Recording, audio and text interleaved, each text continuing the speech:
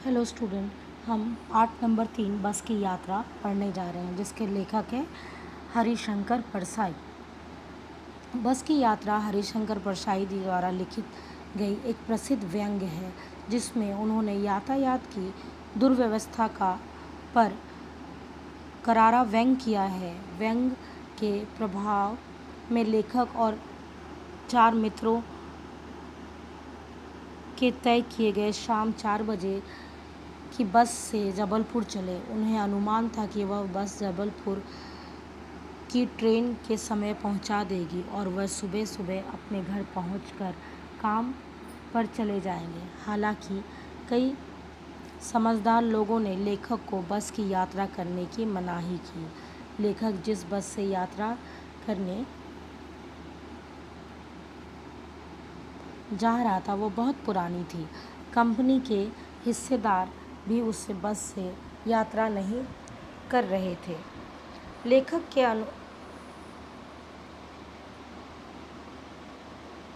के अनुसार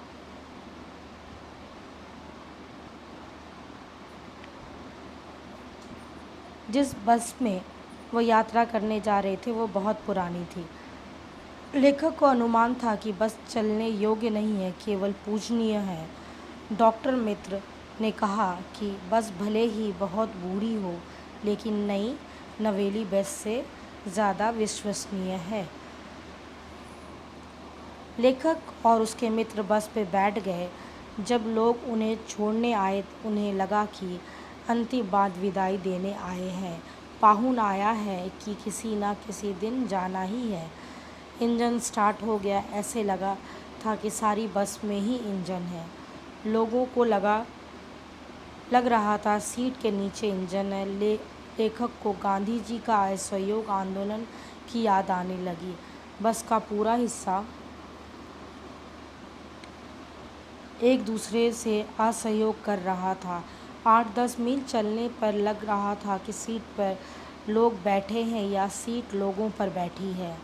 आगे चलकर मालूम हुआ कि पेट्रोल की टंकी में छेद हो गया। ड्राइवर ने बाल्टी से पेट्रोल निकालकर उसे बगल में रखा और नली डालकर इंजन में भेजने लगा।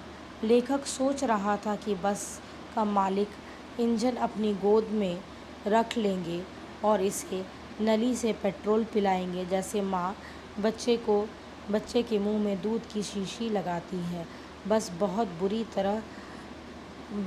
बहुत बुरी हालत में चल रही थी। ऐसे लगा कि ब्रेक फेल हो जाएगा।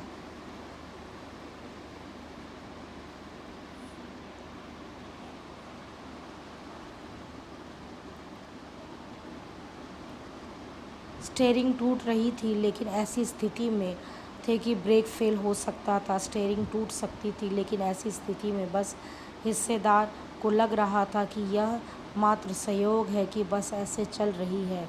कुछ दूर आगे चलकर पुलिया